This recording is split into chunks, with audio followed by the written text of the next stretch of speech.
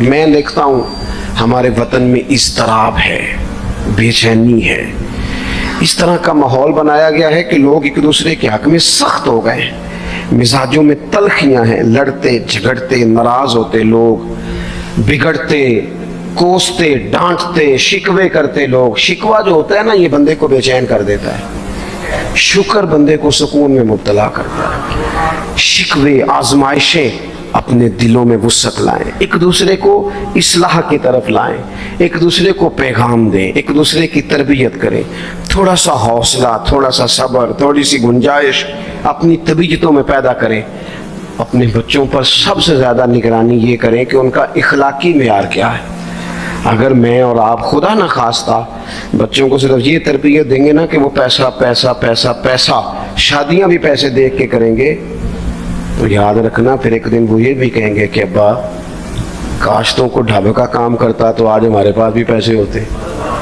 پھر باپ سے بھی پیسوں کا ہی مطالبہ ہوگا، پھر لوگ ماں باپ بھی پیسوں کے لیے چھوڑ کے چلے جاتے ہیں۔ پھر جب آپ نے تربیت جس چیز کی تھی تو نتیجہ بھی تو وہی برآمد ہوگا۔ یہ تو نہیں ہو سکتا کہ بندہ بیج کوئی اور لگائے اور درخت کوئی اور نکل آئے، یہ ہو نہیں سکتا۔ اگر ہم اپنے باپ سے روز جھگڑا کریں گے 5 مرلے کے لیے تو یاد رکھنا پھر ہمارا بیٹا 1.5 مرلے کے لیے بھی جھگڑا کرے گا۔ پھر معاملہ اس طرح کا مرتب ہوگا۔ ایک دوسرے کو اخلاقی پیغام دینا ضروری ہے۔ آخری بات آپ کی خدمت میں یہ عرض کرنی ہے، اور یہ میری خواہش ہے کہ آپ اس پر زیادہ توجہ کریں گے انشاءاللہ۔ آپ سارے ویڈیو بنائیں، مجھے کوئی اعتراض نہیں، پر مہربانی کریں دیکھیں تو میری طرف نہ۔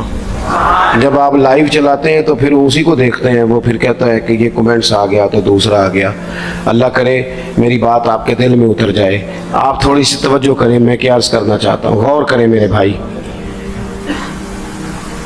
ملک میں نا مہنگائی تیزی سے عروج پکڑ گئی ہے، اور مہنگائی جب ہوتی ہے نا تو امیروں نے تو مال بیچنا ہوتا ہے تو ان کا دگنا ہو گیا تو وہ تو اور امیر ہو گئے، تو غریبوں کے لیے مشکلات بڑھ گئی ہیں۔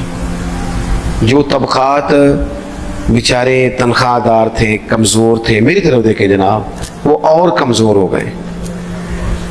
ہمیں زیادہ تو نہیں لیکن اتنا ضرور کرنا چاہیے۔ یہ قرآن پاک دے دیں جی مجھے دے دیں، میری ہے، تشریف رکھیں آپ۔ عزیز بھائی تھوڑا سا نا، زیادہ نہیں، 3 لوگ مل کے ایک غریب آدمی کا خیال تو رکھ ہی سکتے ہیں نا۔ لیکن غریبوں سے بھی عرض کروں گا، سہارا بندوں کو نہیں بنایا کرتے، سہارا رب رسول کو بنایا کرتے۔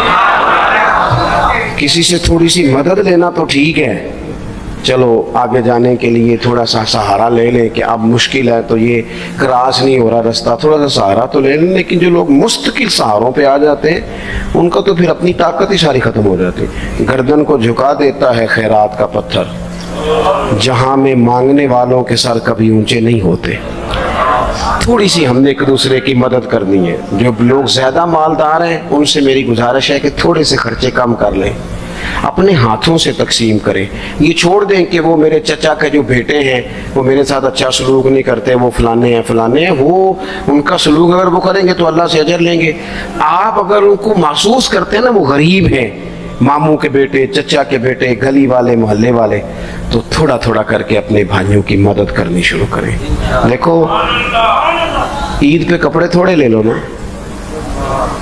ویسے بھی سوٹ کی ضرورت تو صرف عید پڑھنے کے لیے، بعد میں تو کپڑے بدل کے ہی گوشت کرتے ہیں، تو بچے ویسے سوئے رہتے ہیں سارا دن۔ تھوڑی سی نا اپنے اضافی خرچے کم کریں۔ غربا کی تھوڑی، یہ عید گزری تھی نا چھوٹی تو شادیاں شروع ہو گئی تھی، میرے پاس لوگ بہت زیادہ آتے ہیں، چونکہ نیک آدمی سمجھ کے اچھا گمان کر کے لوگ دعاؤں کے لیے کہتے ہیں، تو ان کے دکھ سن کے نا تو کئی دفعہ سوچتے ہیں کہ یار یہ جو امیروں نے اتنے مہنگے مہنگے ہوٹلوں میں روٹیاں کھائیں، اتنی مہنگی مہنگی گاڑیاں پجارو، یہ اللہ کے حضور جواب بھی تو دینا ہے نا۔ ہم نے ایک دوسرے کا خیال چھوڑ گئے، 2-4 باتیں سوچ کے نا، وہ جس کے گھر میں 3 لوگ ہیں کام کیوں نہیں کرتے؟ وہ خدا کے بندے کرتے ہیں کام، لیکن محنت سے نہیں ملتا، خدا کے فضل سے ملتا ہے۔ تیرے اوپر فضل ہے، تجھے باتیں آتی ہیں، لیکن کئی دفعہ سارے بھی کریں تو رزق جب ہی آتا ہے جب رب چاہتا ہے۔ ایک تو وہ لوگ ہیں جو ہاتھ پھیلا کے مانگ لیتے ہیں، ایک سفید پوش ہوتے ہیں لا یسألون الناس الحافا، جو لپٹ لپٹ کے سوال نہیں کر سکتے، ان کو دیکھیں، بالخصوص اپنے بہن بھائیوں میں، قریبی رشتہ داروں میں، پڑوسیوں میں تھوڑی تھوڑی لوگوں کی مدد کریں اور اپنے خرچے بتدریج کم کریں۔ خواہش تو بچوں کی طرح ہوتی ہے، ایک خواہش پوری کریں تو دوسری پیدا ہو جاتی ہے، دوسری پیدا کریں تو 4 خواہشیں اور کھڑی ہیں۔ یہ نفس تو بچے کی طرح ہے، اپنی خواہشات تھوڑی کم کر کے۔ یہ حکومتوں سے آپ امید نہ رکھیں، ہمارے ملک میں جتنی سیاسی جماعتیں حکومتیں کر چکی ہیں یا کر رہی ہیں، ان سے کوئی توقع نہیں۔ یہ بیچارے تو اپنے جھگڑوں سے ہی باہر نہیں آتے، انہیں کیا خبر کہ قریب کہاں بستا ہے۔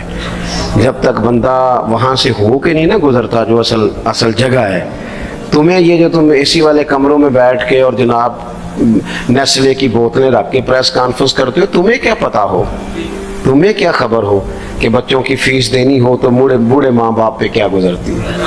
تمہیں کیا خبر ہو کہ عید آ گئی ہے تو بوڑھے کس طرح مشورے کر رہے ہیں کہ اگر عید کر کپڑے نہ کر لیتے ساس گلہ کرے گی؟ تمہیں کیا خبر ہو کہ کچھ غریب ایسے بھی ہیں جو بیچارے رات کو مشورہ کرتے ہیں کہ صبح ناشتے میں گھی کہاں سے لانا ہے، بچوں کے پراٹھوں کے لیے تو گھی بھی نہیں ہے، گندم امیر شہر کی ہوتی رہی خراب اور بچی کسی فقیر کی فاقے سے مر گئی۔ خدا را مہربانی کرے، گنجائش پیدا کرے۔ بندہ کبھی بھی جیب کا سخی نہیں ہوتا، بخاری شریف میں پورا باب ہے کہ بندہ غنی دل کا ہوتا ہے۔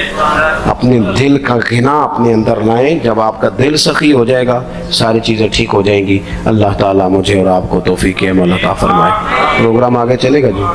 اللہم صلی علی سیدنا و مولانا محمد معدن الجود والکرم وآلہ وبارک وسلم۔